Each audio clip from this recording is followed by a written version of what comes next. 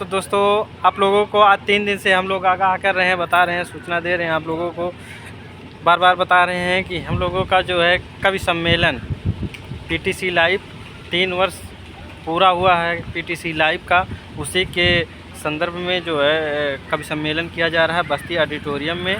और international level के कवि लोग आ रहे हैं, जिसमें हम लोगों को भी इनवाइट किया गया है और हम लोग भी पहुंच रहे हैं। ये देखिए हम अपने शॉप से निकल रहे हैं और चल रहे हैं, वहाँ का जो भी कार्यक्रम होगा जिस तरह से होगा वो आप लोगों को बताएंगे। और इधर देखिए सब लोग रेडी हैं। रेडी हो सब? चलो हम लोग चल रहे जा रहे बस्ती आज। हाँ तो सब लोग रेडी हैं और इधर देखिए स्कॉर्पियो आ करके खड़ी हुई है, जिस पे हम लोग बैठ करके और जाएंगे। जो भी कार्यक्रम रहेगा वो आप लोगों को दिखाएंगे, फुल एंजॉय कराएंगे। बाकी जो लोग अभी हमारा स्टेटस देखेंगे, पहुंचना चाह रहे हैं, भाई सभी लोगों को इनविटेशन दिए हैं। सब लोग जल्द से जल्द ज़्यादा से ज़्यादा संख्या में पहुंचने का प्रयास करें और जो कवि सम्मेलन का किया जाए उसका आनंद लें। हम लोग निकल चुके हैं फाइनली पीटीसी लाइव संवाद के कवि सम्मेलन में और हमारा पूरा टीम एकदम रेडी हो गया है। देखिए हम लोग इस स्कॉर्पियो के थ्रू जो है जा रहे हैं और देखिए इधर भाभी जी है, बोलो आप लोग भी बोल दीजिए, हाँ पीछे वाले भी बोलिए।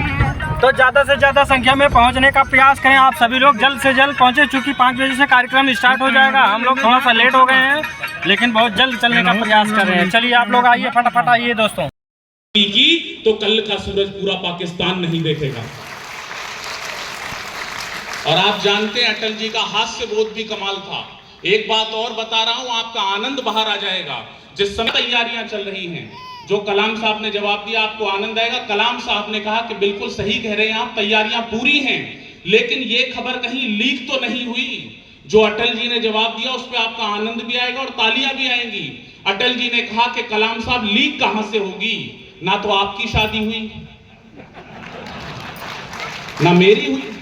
तालियां वालियां बजा सकते हो आप। देखो मैं मंच का सबसे होशियार कवि हूं। मैं आयु, अनुभव और अध्ययन में बहुत अल्प हूं, लेकिन ये जिम्मेदारी मुझे इसीलिए दी गई है। विवेक भैया सबसे होशियार कवि हूं।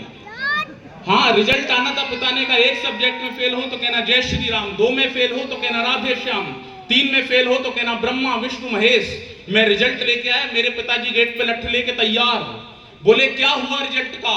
मेरी होशियारी के लिए तालियां बजाना बस्ती वालों। मैंने कहा पापा सांचे दरबार की। तो ये होशियारी है। ये मंच के किसी कवि को एक बात और बता दूं अपने स्वागत के लिए, अपने सम्मान के लिए, मैं मंच का अकेला ऐसा कवि हूं जो कौन बनेगा करोड़पति में गया हूं। अकेला ऐसा कवि। हाँ, अभी कम लोगों ने बजाई, लेकिन जब मैं बताऊंगा ना मैंने कैसे कैसे जवाब दिया। अमिताभ बच्चन जी ने मुझसे पूछा, बोले विश्व में सबसे ज्यादा भाषाएं किसे आती हैं? मैंने कहा सर विश्व में सबसे ज्यादा भाषाएं हमारे मुख्यमंत्री योगी आदित्यनाथ जी को आती हैं। यहां पे आपने कम ताली बजाई। अगला अगर जो मैंने जवाब सही दिया, उन्होंने तुरंत पूछा, बोले ये बताओ आपके मुख्यमंत्री को सबसे ज्यादा भाषाएं कैसे आती हैं? अब अगर मैंने जवाब सही दिया हो तो हाथ उठा के तालियों का विस्फोट करना इस सभागार में। मैंने कहा सर हमारे मुख्यमंत्री को सबसे ज्यादा भाषाएं इसलिए आती हैं क्योंकि वो कहते हैं जो जिस भाषा में समझेगा उसे उस भाषा में समझाएंगे। वंदना माटी की गाने आ गए हैं, प्यार के नगमे सुनाने आ गए हैं, आंसुओं के सिसकियों के शोर में हम आपको खुलकर हंसाने आ गए हैं। और पीटीसी संवाद चैनल को बधाई। साहित्य भावों का भरोसा है। अपने अग्रज की उपस्थिति में कह रहा हूं, देश के बड़े गीतकार की उपस्थिति में कह रहा हूं, आचार्य रामचंद्र शुक्ल की भूमि पर कह रहा हूं, जिन्होंने वैज्ञानिक और व्यवस्थित व्याख्या करके हिंदी साहित्य को नए आयाम दिए। मैं उनकी भूमि पर खड़ा होकर कह रहा हूं कि वो कविता थी जिसने गौरी को शब्द बाण से मारा था। वो कविता थी जिसने गौरी को शब्द बाण से मारा था। वो कविता थी जिसने दिनकर जी के स्वर में हुंकारा था। वो कविता है जो मानस बनकर घर घर गाई जाती है। मुझे बताना कि ये सर्वेश्वर दयाल सक्सेना की भूमि है। आपकी तालियां हमारे उन बड़े लोगों के लिए भी उठें जिन्होंने हिंदी साहित्य की धरोहर को संभाल के रखा और हम नई लोगों तक दिया। कि वो कविता थी जिसने गौरी को शब्द बाण से मारा था। वो कविता थी जिसने दिनकर जी के स्वर में हुंकारा था। घर घर गाई जाती है। वो कविता है जिसको गाकर आरती सजाई जाती है। वो कविता है जिसको गाकर आरती सजाई जाती है। वो वंदे मातरम कविता थी, सब गोरे आग बबूले थे। और इस बार तालियां उठें और उस पीपल के पेड़ को प्रणाम करना जिनसे ब्रिटानिया हुकूमत से जंगे आजादी लड़ते हुए इसी बस्ती के बेटों ने, 500 से अधिक बेटों ने फांसी के फंदे को चूम लिया। तालियां बड़ी करना, उन बेटों का भी पुण्य स्मरण हो इस पीटीसी समाज चैनल के माध्यम से। वो कविता थी जिसने गौरी को शब्द बाण से मारा था, वो कविता थी जिसने दिनकर जी के सुर में हुंकारा था, वो कविता है जो मानस बनकर घर घर गाई जाती है, वो कविता है जिसको गाकर आरती सजाई जाती है।